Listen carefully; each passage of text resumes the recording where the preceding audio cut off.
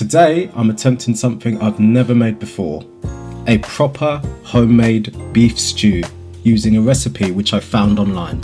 I'll leave a link to the description down below. In this recipe there are no shortcuts, no packet mixes, and if it goes wrong, honestly I'll be devastated, but let's give it a go. Here's everything I used and I'll break it down step by step. First thing, I gave my cookware a much needed upgrade. I picked up this cast iron pot for about 30 quid. Apparently the cast iron holds heat way better, which should mean a richer and more even cook. To save my sanity, I prepped everything before cooking. We start by chopping 150 grams of carrots, 150 grams of celery, 2 leeks. Originally this recipe called for swede, but I swapped this for sweet potato, mainly because I don't like the taste of swede. I'm going to keep the sweet potatoes separate because it cooks faster. Add it too early and it's going to turn mushy. 175 grams of baby onions, a few garlic cloves. Now we can prepare our other seasonings. Into a bowl I'm going to mix 150 milliliters of red wine, 1 tablespoon of Worcester sauce, 1 tablespoon of balsamic vinegar, 2 bay leaves, 1 tablespoon of thyme, 3 tablespoons of fresh parsley,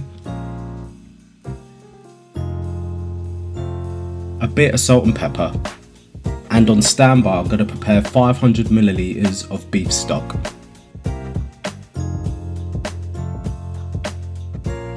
Now we can start cooking.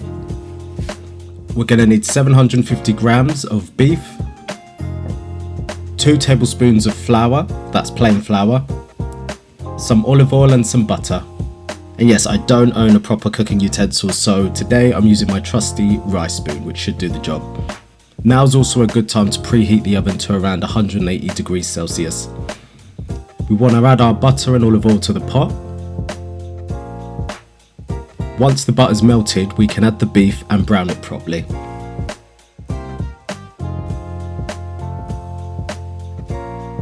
Once browned, we can add the flour and just let that cook for 2 to 3 minutes.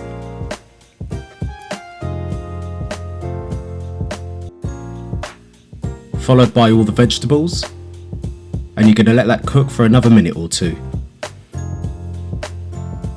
Now pour in the beef stock and the wine mixture.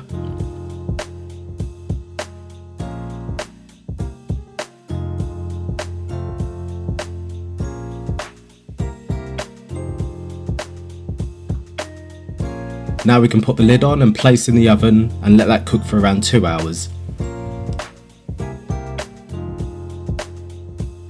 I'm going to do a quick check at around an hour and a half, and already this smells unreal.